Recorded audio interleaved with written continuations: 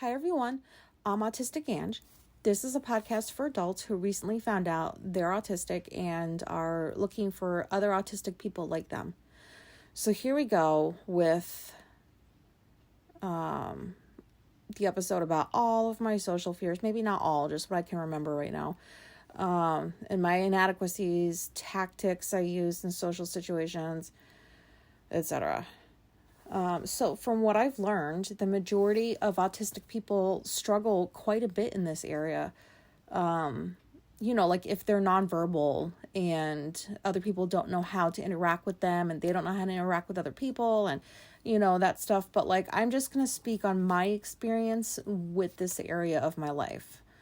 I definitely don't understand. I mean, I do a little bit better, but like, I didn't for a very long time understand how to interact with people, like what to say to them, how to start a conversation, all of that. So I'm baffled by how the hell, like I forgot about this, but this immediately came back to my memory when like I found out I'm autistic. Like it was like instant.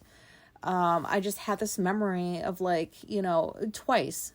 So like 2 different memories, but of overhearing my mother on the phone with someone when I was a child. And she was telling them that I didn't speak at all for the first 3 years of my life.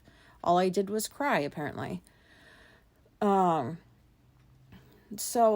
that was shocking to recall. But like, I don't remember this period of my life at all because like, I was 3 and under.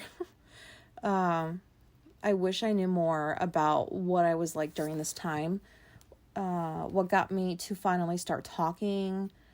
But side note, I haven't spoken to my family in several years, which there's another time for all that. 'Cause like, I don't want to go off on tangents too much. 'Cause I do that a lot. But I do remember being in grade school and I had lots of energy. I ran around outside during recess. I was loud, just like everybody else. And then I got older and all of that changed for some reason, nobody liked that about me anymore.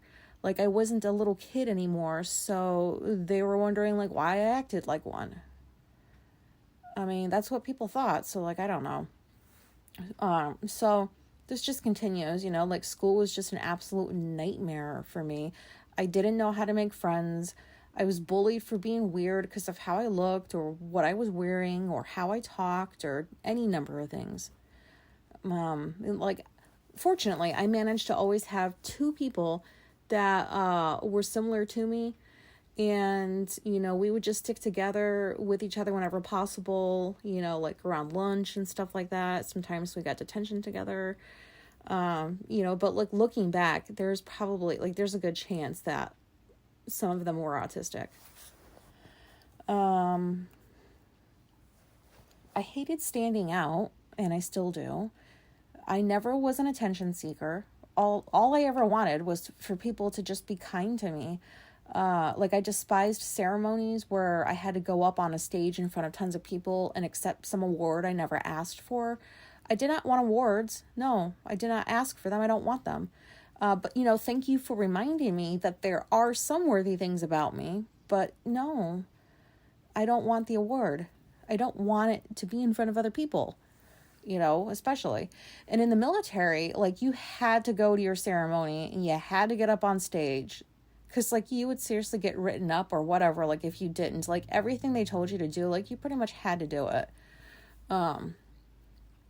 I mean, it was crazy. So, you'd have to get up on stage, and I had to salute, you shake the person's hand, take the award from their hands in a certain way, and then have a picture taken. And I wanted none of that.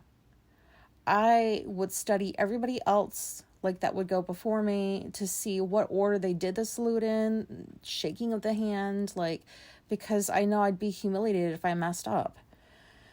And besides, what a dumb fucking way to give an award. Just hand it to somebody, say congrats, and stupid. Anyways, I never know how long I'm supposed to stay at somebody's house. How long is too long? If I leave now, is that leaving too soon? Am I being rude by saying no thank you to an offer of a beverage of some sort?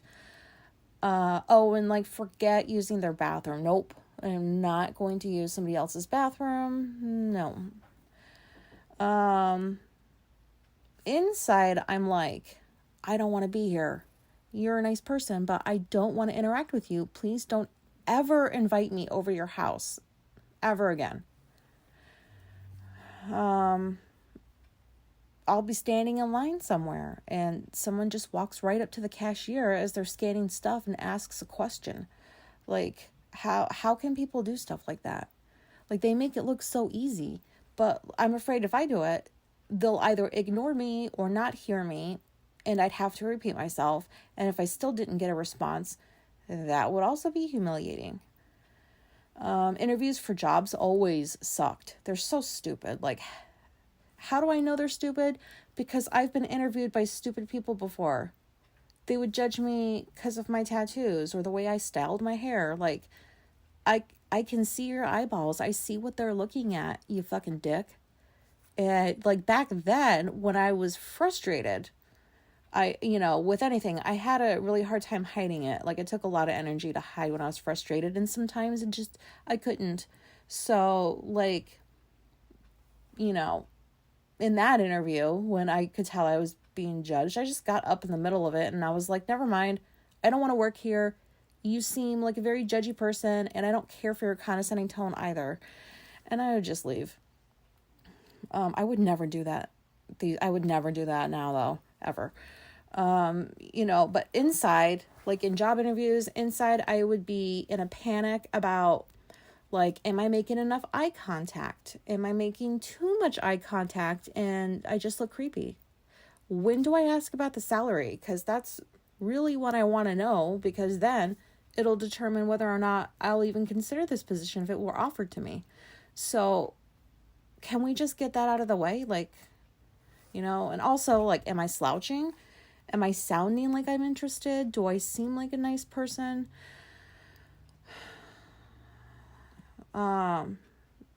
So much anxiety with those. And they were also stupid because many people I've worked with over the years have been stupid. Like, I've worked with unethical people, narcissists, supervisors who didn't even know how to do their own job. Like, all those people managed to make it through an interview and get hired. So, like, why are interviews necessary again? Like, ideally, just make it virtual.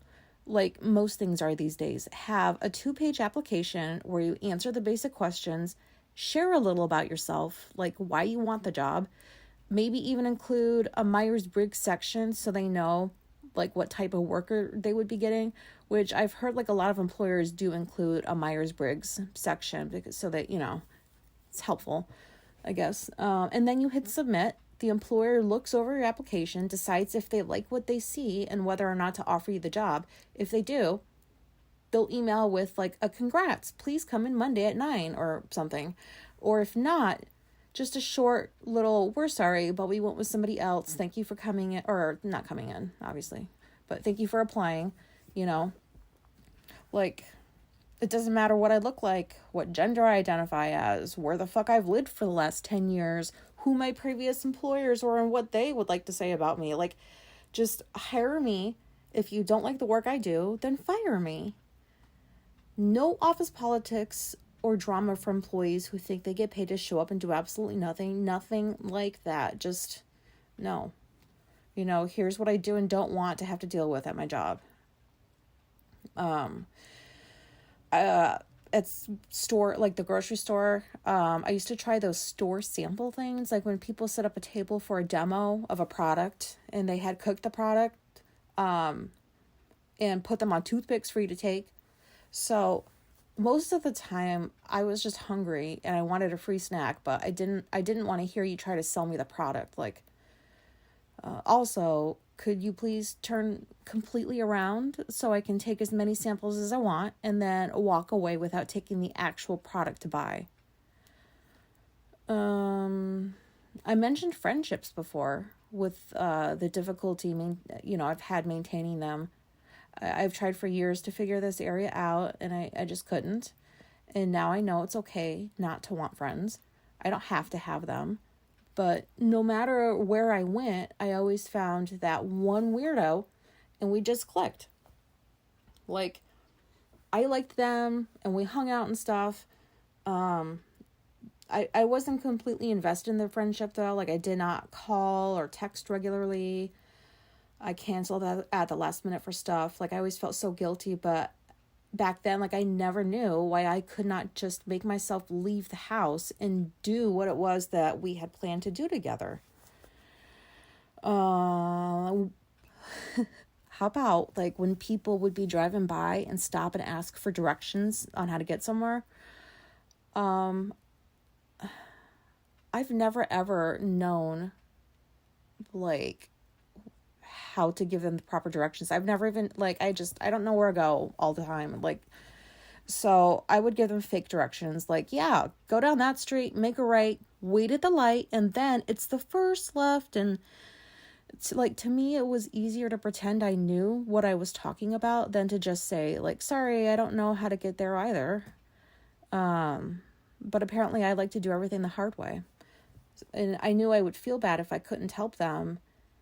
And I figured when they got lost because of my shitty directions, there was a good chance that they would think they misunderstood me and it was their fault. And what was most embarrassing, usually just to myself, is like I usually get asked to places like how do you get to, I don't know, Walmart, for example. And like I lived in the area for like years and I still didn't know how to tell them to get there. So there's that. Somebody calls and I don't recognize the number. I don't answer because I don't even know, I'm not prepared for this like conversation, whatever it's going to be about. So when someone calls and I don't recognize the number, like I said, I don't answer. When someone calls and I do recognize the number, I don't answer either, most of the time. Like, not if I wasn't expecting the call. Like, same with the door. It's my house. I don't have to answer the door, but I still feel very anxious because I'm like, what the fuck is somebody even coming to my door for? Like, did I do something wrong? I mean, I don't even talk to anybody. I didn't order anything. So who is this? And, I figure if it's important enough, whoever it is, they'll leave a note. Parties, fuck parties. Like, again, I mean, I don't go to parties. I don't even remember the last time I went to one, like, in my 20s, I guess. And so, like, I thought it'd be rude to turn down an invite. So, like, I would go to this party, even if I did not know anybody. And my number one goal was to avoid all the people and search for a pet, preferably a cat, and then hang out with the cat the whole time. Like, I just love pets, and people, like, no, thank you. Like, I wish I had just not gone to those things because, like, I never had fun. I never knew what to do. Small talk blows. Like, if I don't know you, why are you talking to me about the rain? Like, yes, I see it's raining, you fucking moron. I mean, like, I get that, like, some people are lonely and enjoy talking to strangers when they're out and about, like, but I'm not that stranger for you to talk to. Back in the day when I used to go to laundromats, because I didn't have my own washer and dryer, obviously, I'd bring a book and I would always sit in a corner waiting for my clothes because I couldn't leave the laundromat because I would think that somebody would steal my clothes. Like, I don't know. But, sitting in a corner reading a book, clear sign that I don't want to be bothered. But some people would get bored waiting for their clothes and they would want to have a conversation. And I would see them walking up to me. And sometimes I pretended that I did not know English. One time I pretended like I was deaf, which I now feel very badly about because there's actual deaf people, I know. Like, I shouldn't have pretended to be deaf if I wasn't. I don't know. Sometimes I just give them a nasty look and return my book, ignoring them. Like, I was a bitch. But, yeah. I don't like small talk anything. I mean, it's called small talk because it's unintelligent and reserved for people who are uncomfortable with silence and feel the need to fill it with pointless observations. If I was blind, then yeah, tell me it's raining outside so I'll be prepared when I leave the store. That's fine. Great, thanks. But like over the years, I've picked up things ordinary people do that I did as part of masking. Like I would engage in the small talk. I would pretend I was interested in wanting to hear about somebody's weekend. I'd laugh when I was supposed to laugh. I'd be everything for everybody else. I was like this social person that like I knew I really wasn't inside. However, like the older I've gotten, the harder it's been to keep the mask on, which is strange because on one hand, you'd think I'd be a pro because I've been masking all my life. But on the other hand, I'm glad it got harder because that means it was harder. Like it was the real me trying to come out, like trying to get through to this masked version of me, and was like, okay, like, are you ready to just be yourself now? If that makes sense. Anyway, that's all I've got for now. I realize that, like, I know if you're listening in real time, I'm putting up a bunch of episodes because, I've been listening to like other podcasts when I can find them, and that's what people do. That I've seen is, because they got a lot they want to say, and then they get comfortable talking, like I am getting more comfortable talking. I just forgot what I was talking about. Oh yeah, I don't know. I don't even know why I'm talking about this. Like, what does it matter if I'm putting up a bunch of episodes? I guess because like eventually I'll just kind of like, it'll go down to like once or twice a week like normal people. I don't know. Like, I don't even know what I'm talking about. Anyways, this is just me recording into an app on my phone, hoping people find me and listen and relate and maybe have like a similar experience to what I had when I heard myself on somebody else's podcast. And I appreciate that you listen. And yeah, I don't know how to say. I'll just say goodbye. Bye.